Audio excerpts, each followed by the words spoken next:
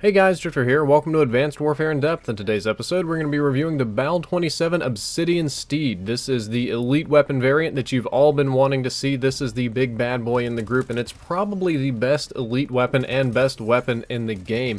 The gameplay that you're seeing right now is not from me. It's another YouTuber known as JX23. You're probably familiar with him, but the link to his channel is in an annotation up there in the top left-hand corner, and the first link down there in the description, because everybody that contributes gameplay to the elite weapon variant episodes gets a shout out. Highly recommend you check him out. Been working with him for ages. So let's talk about the BAL-27 Obsidian Steed and what makes it so remarkably incredibly strong. Well, first of all, it has a damage buff. The normal the normal BAL will only deal 34 damage up close, decrease to 33, which will be a 4-shot kill, and then 24. Now, the Obsidian Steed is 34, 34, 25, and while there's only one damage point of difference between these, you have to keep in mind that's going to change both the damage and the range. The normal BAL-27 is a 3 to 5 shot kill assault rifle, while the Steed is 3 to 4 shots to kill. That was really the big deal about things like the AK-12 and the H-bar, is that they had slightly better range than the other BALs. Well, not in this case. This BAL is going to outrange all of them, always being a 4-shot kill and being very, very lethal over range. However, that also changes the range of the 3-shot kill. One of the biggest problems with the BAL now is, especially after it got nerfed, the 3-shot kill range is incredibly short. It's right in your face at about 5 meters. That's less than shotgun range. That's like super, super close range.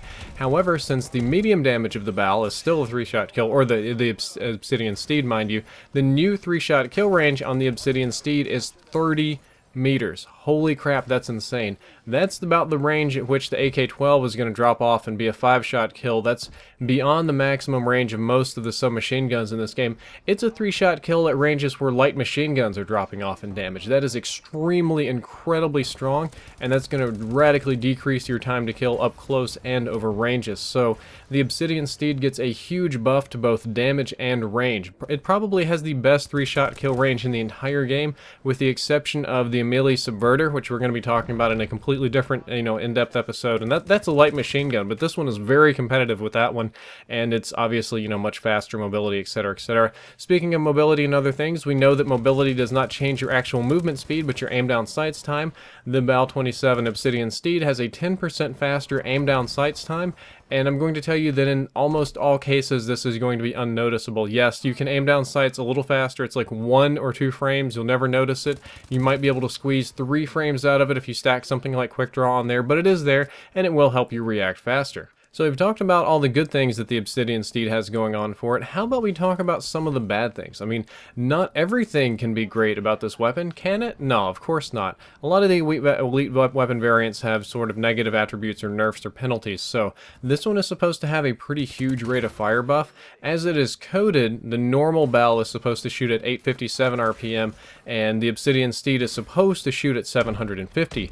Unfortunately, due to frame rounding on 60 FPS, and that's just something that we're going to be talking about a lot, we've already done that this year, the normal BAL shoots at 700 RPM and the Steed shoots at 675, meaning that the Obsidian Steed actually shoots at almost the exact same speed as the normal one, and you're very unlikely to notice the difference. Though, do make note, the wind-up time is a little bit slower. It's still 4 shots of wind-up time. It still increases. The wind-up rounding is a little different, but the actual rate of fire of the main gun, very, very minimal penalty there. It was supposed to be a much harsher penalty, but due to frame rounding, it didn't work out that way.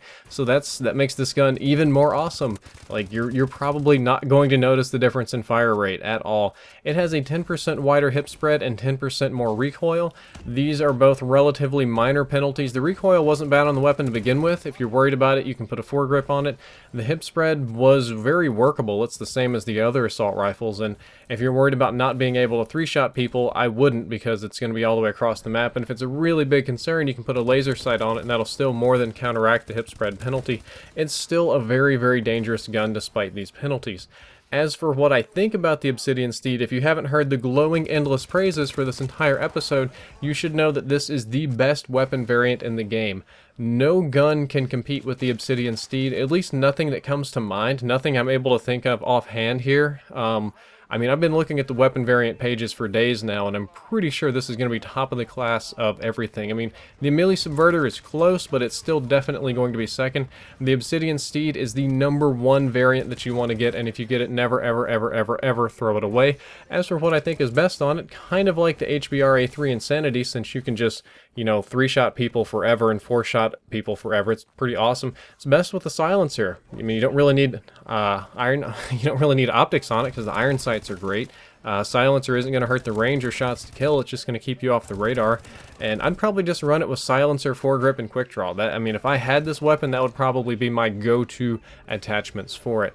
Well, guys, that's all for this episode. I hope that you enjoyed it and you learned something useful. If you did, don't forget to like, favorite, and subscribe. The previous episode was on the EM1 Poner. The next one is going to be on the ASM1 Speakeasy, and I'm working up to a big old fat skill-based matchmaking episode for later this week.